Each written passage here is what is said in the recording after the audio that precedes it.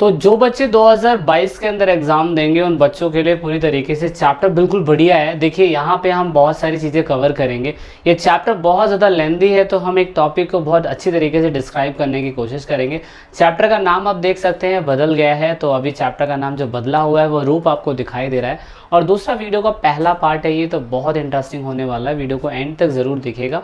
और अगर आप हमारे चैनल पे नए हैं तो ऑफकोर्स सब्सक्राइब कर लीजिएगा, हमारे साथ ज्वाइन हो जाइएगा। और उसके बाद आपको क्या कहते हैं यहाँ पे फेसबुक, ट्विटर, इंस्टाग्राम, टेलीग्राम, इन सभी चीज़ों पे वीडियो के डिस्क्रिप्शन में लिंक मिल जाएगा। आप वहाँ पे ज्वाइन होंगे तो आपको लेटेस्ट अपडेट जो होती हैं वो भी मिलती रहेंगी। तो आप पूरे चैप्टर के अंदर पढ़ेंगे क्या भाई? पूरे चैप्टर के अंदर आप पढ़ेंगे we try to understand the nature of the conflict. मतलब जो भी साउथ एशिया के अंदर जो भी कंट्रियाँ हैं उन कंट्रियों के साथ हमारा कॉन्फ्लिक्ट कैसा हुआ, कहने का मतलब उनसे संघर्ष उन कंट्रियों के बीच में हमें कैसा देखने को मिला, एक तो हम वो जानेंगे। दूसरा हम ये देखने की कोशिश करेंगे डिफरेंट कंट्रीज़ के साथ जो हमारे कॉपरेशन हुए हैं, सहयोग हुए हैं। मतलब अगर एग्जांपल दें तो पाकिस्तान का मैं आज वीडियो के अंदर स्टार्ट करूँगा। मतलब पाकिस्तान के अंदर अगर हमारा कॉन्फ्लिक्ट है तो कैसा है, उनके साथ हमने सहयोग करा तो कैसा करा, और उनकी कंट्री के अंदर डोमेस्टिक पॉलिटिक्स कैसा है। मतलब समझते हैं उनके जो घरेलू पॉलिटिकल मुद्दे हैं वो कैसे हैं, वो भी हम देखने की कोशिश करेंगे। मतलब हम सारी कंट्रियों के बारे में देखने की कोशिश करेंगे जो साउथ एशिया से रिलेटेड है। और उसके बाद आपकी बुक के अंदर, आपके चैप्टर के अंदर जो चीज़ें आ रही हैं उनको कवर किया जाएगा। ओके, क्लियर है इतना आप सभी को? यानी कि पूरी बुक के अंदर हम अलग अलग टाइप की कंट्रियों के बारे में पढ़ेंगे। जैसे कि आपकी बुक के अंदर सिर्फ पाकिस्तान के बारे में, इंडिया, नेपाल, बांग्लादेश, भूटान, श्रीलंका और मालदीव यानी कि अफगानिस्तान के बारे में नहीं बताया गया है। हालांकि वो भी हमारे पड़ोसी मुल्क है जो हमसे बाउंड्री शेयर करता है। लेकिन आप नोटिस करेंगे कि यहाँ पे हम ये देखने की कोशिश करेंगे ये सारी कंट्रियों के बारे में कि इन कंट्री के अंदर डेमोक्रेसी कैसी है, डेमोक्रेसी के साथ साथ हमारा इन कंट्री के साथ प्रॉब्लम क्या चला था वो हम देखेंगे। और उसके प्रॉब्लम चलने के बाद हमने इनके साथ कोऑपरेशन क्या करे, सहयोग क्या करे, वो हम देखने की कोशिश करेंगे। So let's talk about with our neighboring country Pakistan. Pakistan एक ऐसी कंट्री है दोस्तों जहां पर लंबे समय तक डेमोक्रेसी नहीं बन पाई, लंबे समय तक सेना का शासन चलता रहा। आपकी बुक के अंदर ये वाला पार्ट बहुत ही अच्छी तरीके से डिस्क्राइब नहीं किया गया है। दैट इज़ वाई मैं आपसे कह रहा हूँ कि बिल्कुल बारीकी से वीडियो को देखिएगा, क्योंकि कहीं कहीं आपको कॉम्प्लिकेशन हो सकती है। इसीलिए मेरा मेन मकसद है आपको समझाना बारीकी से। अगर आप समझ लेंगे तो मैं आपको ये गारंटी दे रहा हूँ कि वहाँ पे जो बुक के अंदर चीज़ें लिखी हुई है ना वो आप काफ़ी हद तक कैच कर पाएंगे। Okay, let me start. तो सबसे पहले अगर आप देखें तो पाकिस्तान का मैप लगभग कुछ ऐसा है। और पाकिस्तान के अंदर सबसे बड़ा हमें क्या कहते हैं सिटी दिखाई देता है, जो कैपिटल दिखाई देता है वो इस्लामाबाद दिखाई देता है। आप देख सकते हैं इसकी लार्जेस्ट सिटी जो है कराची है। यहाँ पे ऑफिशियल लैंग्वेज इंग्लिश उर्दू है। एथनिक ग्रुप के अंदर अलग अलग सिंधी, फलस्तीन, पुर्तगिश और अलग अलग टाइप के लोग रहते हैं। रिलीजन वहाँ पे आपको लगता होगा हिंदुज़म नहीं है, पर हिंदुज़म भी है, क्रिश्चियनिटी भी है। इस्लाम धर्म सबसे ज़्यादा डोमिनेंस वहाँ पे करता है। वहाँ के प्रेसिडेंट आप देख सकते हैं अरीफ अलवी है। प्राइम मिनिस्टर वहाँ पे इरफान खान है। चेयरपर्सन सीनेट के कोई और है। मतलब सारी चीज़ें देख सकते हो, ये सारी चीज़ें हमें देखने को यहाँ पे मिलती है। तो यहाँ पे अगर आप देखने की कोशिश करेंगे कि यहाँ पे इंडिपेंडेंट जो था इनको 14 अगस्त को मिल गया था। जैसे हम लोगों को मिला था भाई, हम लोगों को 15 अगस्त 1947 में मिला था, लेकिन इनको 14 अगस्त के अंदर मिल गया था। अब यहाँ पे 14 अगस्त के मिलने के बाद अब इनके और हमारे बीच में कॉन्फ्लिक्ट बना रहता है, लेकिन लंबे समय तक इनके देश में डेमोक्रेसी नहीं आती है। तो डेमोक्रेसी नहीं आती है तो वो मैं आपको बताने की कोशिश करूँगा। सभी लोगों को लगता है कि मोहम्मद अली जिन्ना जो थे वो देश के पहले प्रधानमंत्री बन गए होंगे, जैसा कि हमारी कंट्री के अंदर जवाहरलाल नेहरू जी बन गए थे प्रधानमंत्री। पर ऐसा नहीं था। यहाँ पे पाकिस्तान के पहले गवर्नर जनरल बनाए गए थे मोहम्मद अली जिन्ना। वो आप देख सकते हैं 14 अगस्त से लेकर 11 सितंबर 1948 तक 1948 तक ये गवर्नर बने रहे। इनके गवर्नर बनने के बाद अगर आप देखेंगे तो बहुत सारे गवर्नर आए बहुत सारे गवर्नर आए। तो पेपर के अंदर एक क्वेश्चन आता है जो यूपीएससी से रिलेटेड है, वो आप ये बता सकते हैं कि हमारे भारत देश में आज़ादी के बाद पहले गवर्नर किसे कौन बनाए गए थे। प्रधानमंत्री की बात नहीं हो रही, राष्ट्रपति की बात नहीं हो रही, पहले गवर्नर जनरल कौन बनाए गए थे। अगर आपको पता है तो मुझे कमेंट करके ज़रूर बताइएगा। ओके, बता दीजिएगा ताकि आपको भी पता चल जाए कि आप कितना पानी में। उसके बाद आप देखेंगे कि 1948 के बाद 1956 में जाके उस देश के अंदर पहले पाकिस्तान के राष्ट्रपति बनाए जाते हैं। लेकिन ये जो राष्ट्रपति हैं, ये खुद ही मेजर जनरल थे। मेजर जनरल समझते हैं, जो आर्मी का सबसे बड़ा हेड होता है, मेजर जनरल वहाँ पे क्या बन गया, वहाँ पे राष्ट्रपति बन गया।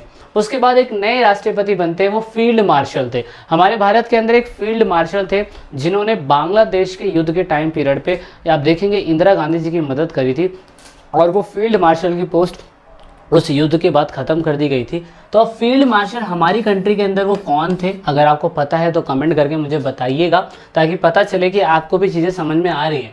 उसके बाद फील्ड मार्शल ये जो थे, ये सेकंड खुद को अपने आप को क्या बना लेते हैं, देश के राष्ट्रपति बना लेते हैं। टाइम पीरियड देखिए आप, टाइम पीरियड 1948 के बाद 56 तक, यानी कि लगभग यहाँ पे 8 सालों तक गवर्नर जनरल बने रहे। लेकिन गवर्नर जनरल यहाँ पे ये नहीं थे, दूसरे और गवर्नर जनरल बने। और देश के पहले राष्ट्रपति जो बने वो बने आपके मेजर इस्कंदर अली मिर्ज़ा, ये पहले बने। और इनका 1948 तक ये देश में राष्ट्रपति बने रहे, और देश में फिर से राष्ट्रपति बने 1948 से 69 तक। देख रहे कितने टाइम पीरियड तक राष्ट्रपति बने रहे। तो आप देखेंगे कि यहाँ पे लंबे समय तक सैन्य शासन, सेना का शासन जो था वो सेना का शासन ही चलता रहा लंबे समय तक। तो जब लंबे समय तक सेना का शासन चलता रहा बच्चों, तो फिर आप नोटिस करेंगे कि यहाँ पे सेना की ही चलेगी। और यहाँ पे आप देखेंगे, ये देखिए यहाँ पे जो फील्ड मार्शल अयूब खान थे, जिस समय 1948 से 69 तक बने रहे, तो आप नोटिस करेंगे उस टाइम पे देश के अंदर कोई भी प्रधानमंत्री की पोस्ट थी ही नहीं।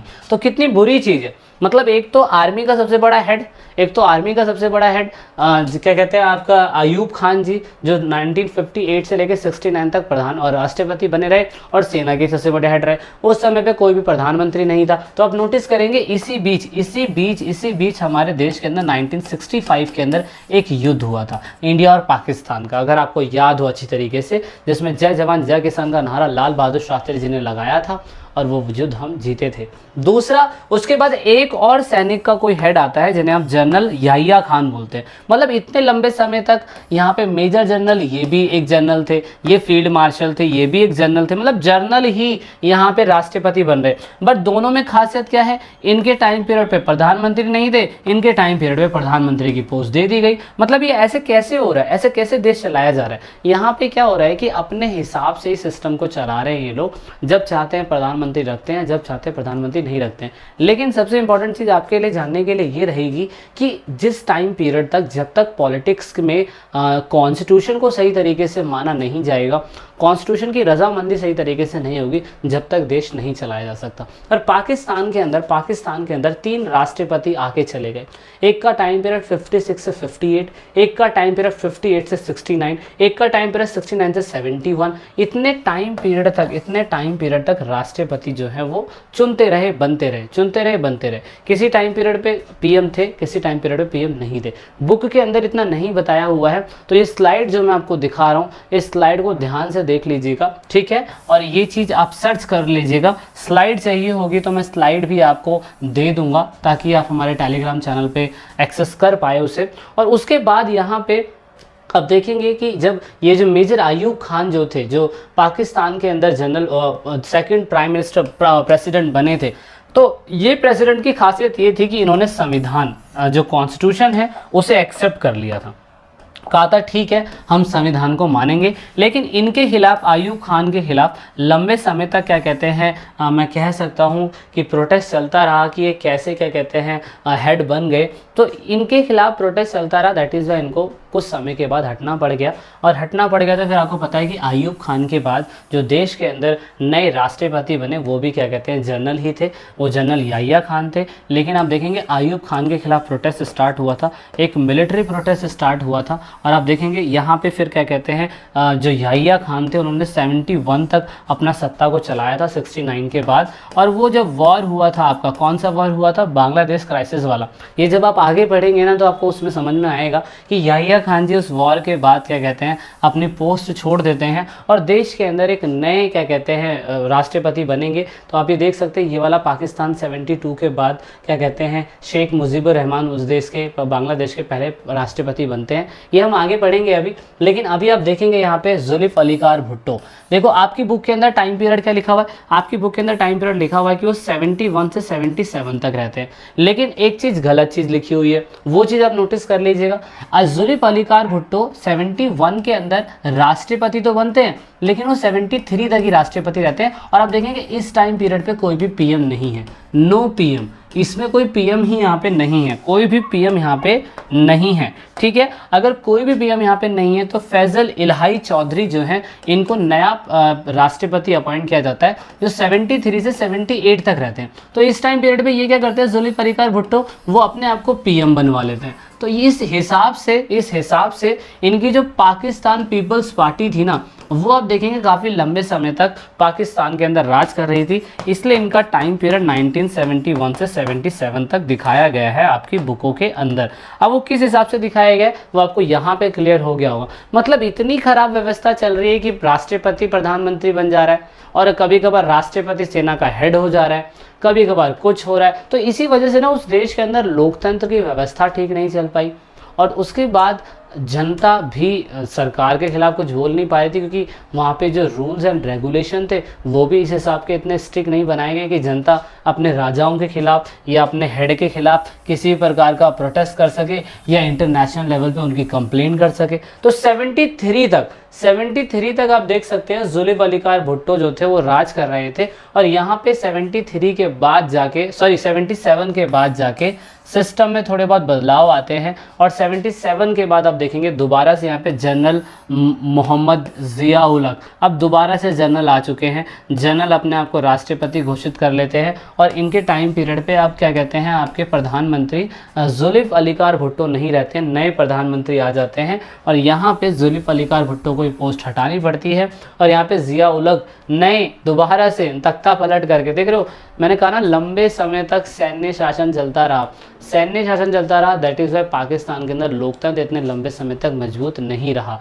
और यहाँ पे ज़िया-उल हक ने बेनज़ीर जुल्फ़िकार भुट्टो को 77 में उनकी सरकार से हटा दिया और सरकार से हटाने के बाद यहाँ पे उनके खिलाफ 1982 के अंदर प्रो डेमोक्रेसी मूवमेंट चलाया गया। प्रो डेमोक्रेसी मूवमेंट का मतलब ये चलाया गया कि बहुत से ऐसे लोग थे जिन्होंने डेमोक्रेसी को बढ़ावा देने के लिए मूवमेंट चलाया, क्योंकि इससे पहले कितनी बार हो चुका था ऐसा कि राष्ट्रपति जो था वो सैन्य का ही हेड हमेशा बार बार बने जा रहा था।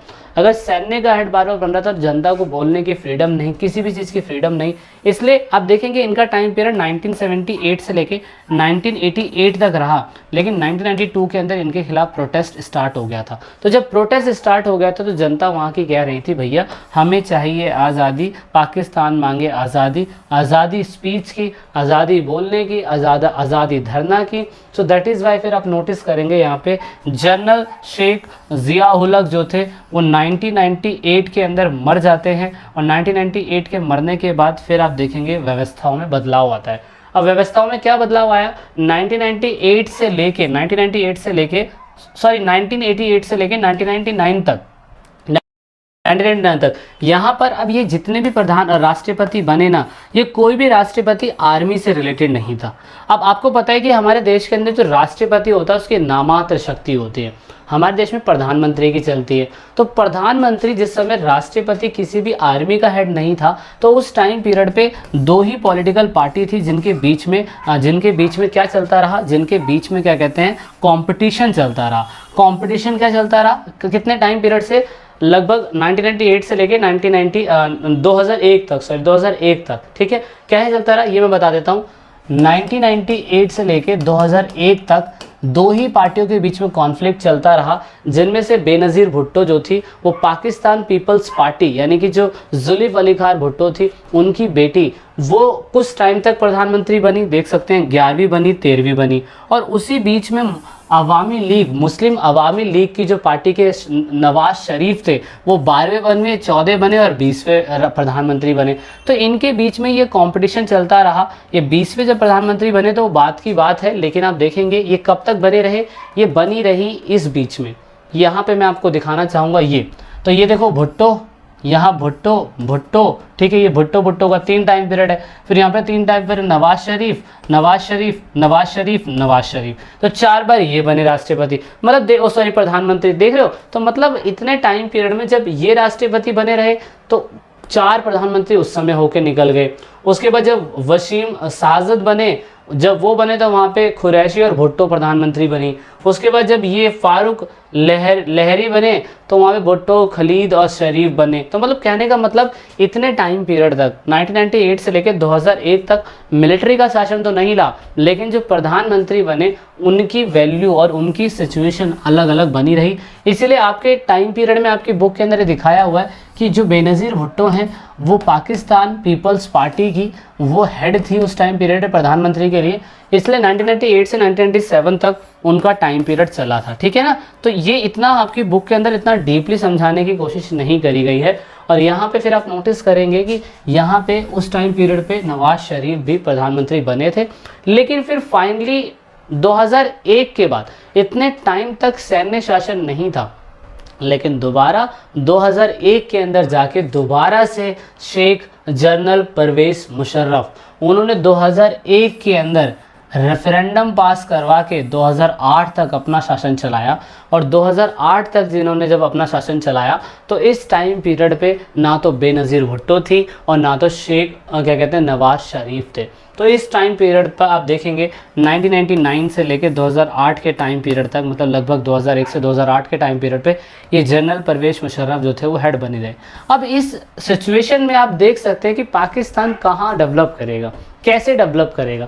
सिचुएशन देश के अंदर ही ठीक नहीं है, तो जनता सोचे कितनी लाचार हो चुकी होगी, कितनी ज़्यादा प्रॉब्लम से जूझ रही होगी। तो ये सारी दिक्कतें हैं।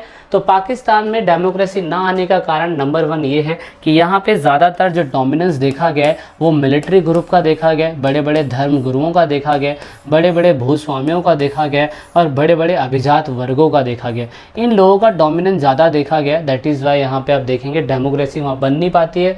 दूसरा, पाकिस्तान जो था वो इंडिया से हमेशा कॉन्फ्लिक्ट करता रहा, 1944 में, 1965 में, 1999 में, है ना, बहुत उन्होंने वॉर करे हमारे साथ। दैट इज़ वाई आप देखेंगे 1971 के अंदर भी हमारा वॉर हुआ। तो इन वॉर की वजह से ना उनकी कंट्री के अंदर जो मिलिट्री ग्रुप था, प्रो मिलिट्री ग्रुप, जो बहुत सारे संगठन जो मिलिट्री को बढ़ावा देना चाहता है उनको बढ़ावा मिला।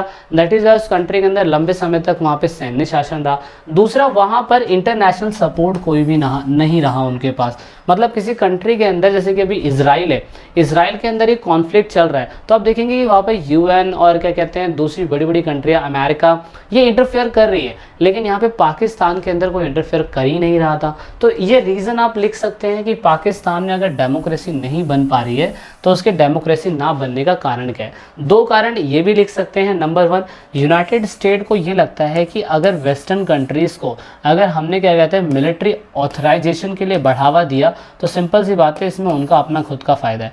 मतलब पाकिस्तान के अंदर अगर प्रो मिलिट्री ग्रुप अगर बनता रहेगा तो सिंपल सी बात है अमेरिका अपने वेपन्स को बेच पाएगा, जैसे वो सीरिया के अंदर बेचता है।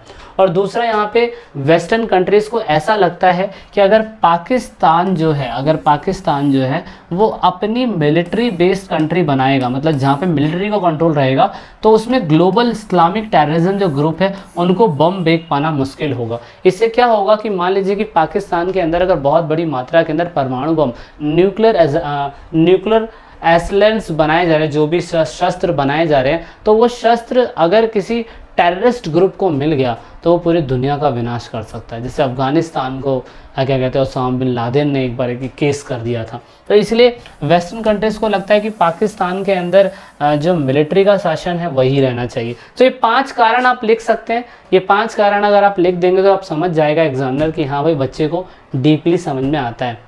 अब यहाँ पे अब देश के अंदर 2018 के अंदर इमरान खान जो है आम चुनाव जीते थे और पाकिस्तान के 22वें प्रधानमंत्री जाके अभी ये बने हुए हैं। तो अभी आप देख सकते हैं इन्हें। अब बात करते हैं कि पाकिस्तान का और इंडिया का कॉन्फ्लिक्ट क्या है, मेन कॉन्फ्लिक्ट। तो अगर आप देखें तो पाकिस्तान और इंडिया का मेन कॉन्फ्लिक्ट है एरिया ऑफ डिस्प्यूट का, जिसमें से नंबर 1 है कश्मीर इशू, है ना।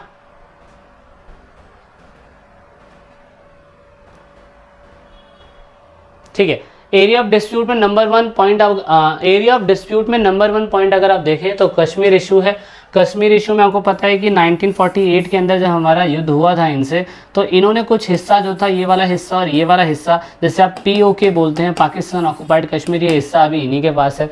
दूसरा फिर आप देखेंगे इसे हम LOC बोलते हैं, ये LOC है। और यहाँ पे क्या कहते हैं, कारगिल युद्ध भी हुआ था। कारगिल युद्ध कब हुआ था मुझे कमेंट करके ज़रूर बताइएगा। ये कश्मीर का डिस्प्यूट है। आपको पता होगा कि हमने सनी देओल की एक मूवी बनाई थी कि तुम दूध मांगोगे तो हम खीर देंगे और तुम कश्मीर मांगोगे तो हम चीर देंगे, क्योंकि हमें लगता है कि राजा हरि सिंह जी जो हैं वो ये ज़मीन हमारे नाम करके चले गए थे, तो इसीलिए भारत को लगता है कि ये हिस्सा हमारा है। तो इस हिसाब से अभी मोदी जी ने, आपको पता है, 370 धारा यहाँ पे ख़त्म कर दी है। और ये वाला हिस्सा जो है वो लाइन ऑफ एक्चुअल कंट्रोल है, जिसे आप LAC बोलते हैं। एक मैकमोहन लाइन भी बनाई गई है, उसके बारे में हम आगे डिस्कस करेंगे, ये मैकमोहन लाइन क्या है। ठीक है, अच्छा, तो 2 इश्यूज हम, पहला इशू आया हमें एरिया डिस्प्यूट में, जिसमें भी हमने कश्मीर इशू को समझ लिया। और यहाँ पे जो कश्मीर इशू है वो इशू अभी तक सॉल्व नहीं हुआ है। आप देखते हैं कि वो कब सॉल्व होता है। दूसरा इशू है सियाचिन ग्लेशियर। तो सियाचिन ग्लेशियर आप देख सकते हैं 70 किलोमीटर के लेंथ में फैला हुआ है। इसका एल्टीट्यूड आप देख सकते हैं इतने मीटर हाइट पे है। टेम्परेचर वहाँ पे 70 डिग्री माइनस रहता है। तो हमें लगता है कि कहीं ना कहीं ये सियाचिन ग्लेशियर का जो हिस्सा है, यहाँ से पाकिस्तान घुसपैठ कर सकता है। तो इसलिए हमारी यहाँ तैनाती हमेशा रहती है। तो ये एक डिस्प्यूट का एक स्ट्रैटेजिक डिस्प्यूट बना हुआ है, इशू बना हुआ है कि सियाचिन ग्लेशियर का हिस्सा जो है किसके अंडर में आना चाहिए। हालांकि वो हमारे अंडर में ही है, लेकिन हमें लगता है कि कहीं ना कहीं वो किसी ना किसी जगह से केस फायर कर सकता है। दूसरा इशू है आर्म रेस को लेके। अगर आप देखें तो हम लोगों ने 1998 के अंदर पहला सफल परमाणु परीक्षण करा था, और उसी टाइम पीरियड पे वहाँ पे पाकिस्तान ने भी न्यूक्लियर टेस्ट क्या कहते हैं करा था। और ये न्यूक्लियर टेस्ट जो था चेदगाई हिल्स के ऊपर हमें देखने को मिलता है। और इसके बाद पाकिस्तान और इंडिया के बीच में तो ऐसी रेस लगी कि मानो चाइना जो है उनको बहुत बड़ी मात्रा के अंदर सप्लाई कर रहा है बम, और वो बहुत तेज़ी से बहुत आगे निकल रहा है। तो ये एक बुरी चीज़ है हमारे भारत के लिए।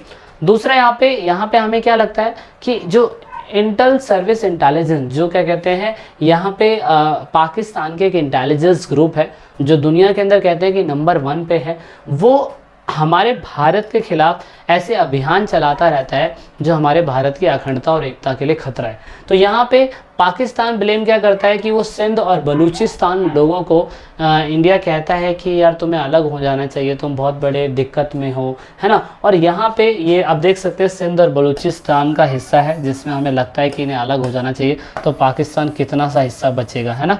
तो ये है। दूसरा फिर यहाँ पे पाकिस्तान जो है पाकिस्तान के ऊपर हम क्लेम करते हैं कि वो हमारे इंडिया के अंदर मिलिटेंट को भेजते हैं, जिससे आप देखते हैं अटैक होता है। जैसे पुलवामा अटैक हुआ था, ये अटैक जो हुआ था, ये अटैक हमें लगता है कि पाकिस्तान हमारे कश्मीर के अंदर मिलिटेंट भेजता है, उनको ट्रेन करता है और पैसा देता है और ऐसे ये हमले करवा देता है। तो ये बहुत बढ़िया इशू है। दूसरा फिर अगर हमने संबंध सुधारे हैं तो संबंध सुधारने का तरीका ये है कि हमें बेटर ट्रेड करना चाहिए। हमने रिलैक्स्ड वीज़ा नॉर्म्स बनाए हैं जिससे कोई भी बंदा हमारी कंट्री के अंदर पाकिस्तान से आ सकता है। बहुत जगह पे हम लोगों ने इनके साथ शिखर सम्मेलन करे हैं, जैसे कि ब्रिक्स नहीं है सॉरी, एक शार्क है उसके अंदर ये इन्वॉल्व हैं पाकिस्तान की। दूसरा हमने दोनों कंट्री के बीच में ट्रेन और क्या कहते हैं बसों की सर्विस स्टार्ट करी है। ट्रेन सर्विस कौन सी स्टार्ट करी है, आप उनका नाम बता सकते हैं, पेपर के पॉइंट ऑफ व्यू से ये बहुत इंपॉर्टेंट चीज़ हो सकती है। फिर दूसरा हम लोगों ने interference of social activities and the prominent personalities, हमने क्या करा है कि पाकिस्तान की बहुत सी प्रोमिनेंट पर्सनालिटी जो हमारी कंट्री के अंदर आती हैं, काम करती हैं। जैसे कि आपको पता है हमारे उस्ताद नुसरत फ़तेह Ali Khan sahab ji the greatest leader in this world, जो बहुत अपने काम की वजह से फेमस है। आतिफ असलम हैं और बहुत से ऐसे एक्टर्स हैं जो पाकिस्तान से बिलोंग करते हैं लेकिन भारत के अंदर काम कर रहे हैं एज ए एक्टिंग करियर के अंदर। तो ये चीज़ हमने करी है उनसे अच्छे रिलेशन बिल्डअप करने के लिए। और बाकी और भी डिस्प्यूट जो है वो हमें देखने को मिलते हैं।